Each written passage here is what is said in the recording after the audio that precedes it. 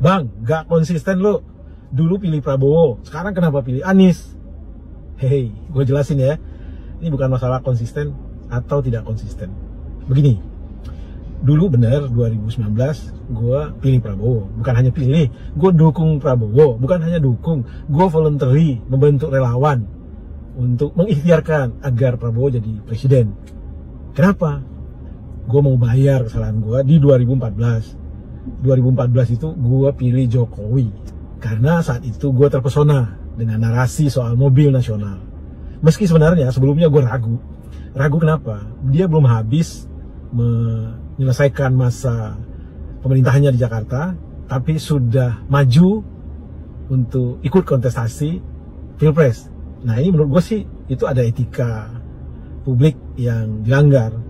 Bagaimanapun kan dia berjanji 5 tahun dan itu disumpah kepada rakyat Jakarta yang memilihnya untuk stay di Jakarta. Tapi ya itulah, saat itu hanya ada dua pilihan, Jokowi dan Prabowo.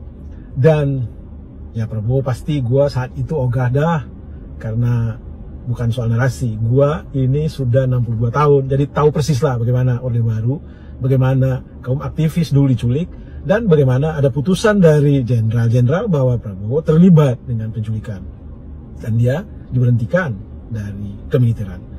Itu informasi yang hangat di kepala gue tahu persis itu.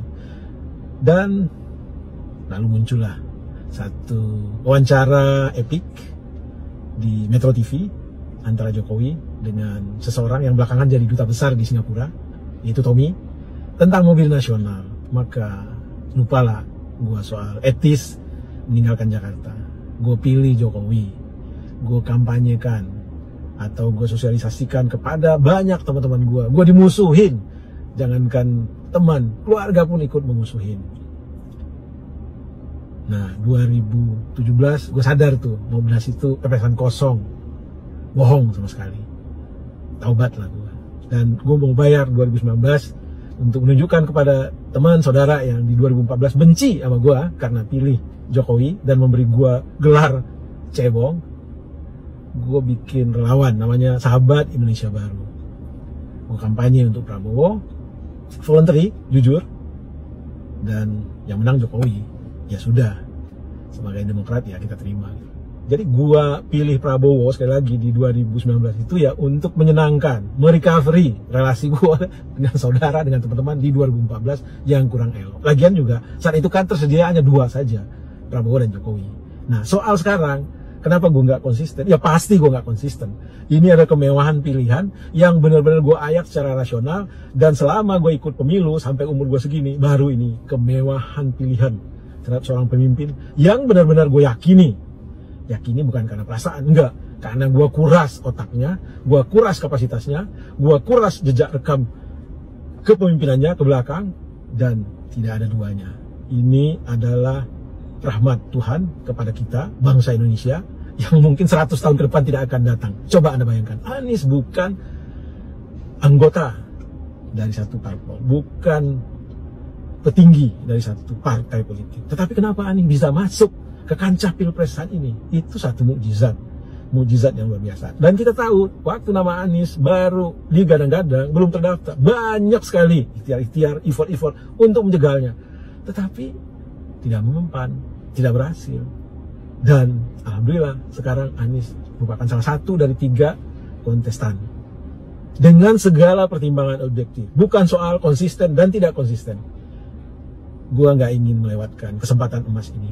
Gua pilih Anies Baswedan karena gua hakul yakin inilah pemimpin yang benar-benar paham akan untuk apa negeri ini didirikan, dan sangat mengerti dengan cara apa proses sebuah keputusan yang menyangkut publik itu diambil. Dan tentu saja kapasitas otaknya itu sangat mumpuni untuk menjawab segala tantangan problematik negeri ini. Jadi teman-teman, mari sehat berdemokrasi. Wassalamualaikum warahmatullahi wabarakatuh. Gelombang akal sehat. Arus gelombang akal sehat makin hari makin kuat, karena banyak yang merapat jadi bagian penebar manfaat. Kode alam makin kuat, tak sesiapa bisa hambat. Pembusukan makin cepat, akal rakyat makin sehat. Wahai kawan karib kerabat, saatnya kita satukan tekad. Jangan percaya tipu muslihat, mustahil racun jadi obat. Ayo semua all out sahabat, waktu sudah amat dekat. 1, 2, 3, dan 4, Anies Baswedan 2024. 2024 presidennya siapa? Politik hati nurani. Politik hati nurani bukan politik mobilisasi, tetapi politik partisipasi yang lahir dari niat suci. Politik partisipasi, politik cinta negeri, lahir atas kesadaran diri untuk menjaga ibu pertiwi. Politik mobilisasi, politik para oligarki, tipu sana, tipu sini, untuk menjaga dominasi.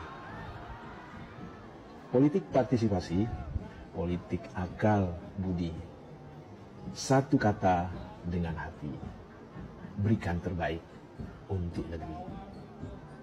Politik mobilisasi, politik imitasi, lain di mulut, lain di hati, penuh gimmick dan janji-janji. Politik partisipasi, politik manusia mandiri, sukarela biaya sendiri dengan niat tulus berbagi.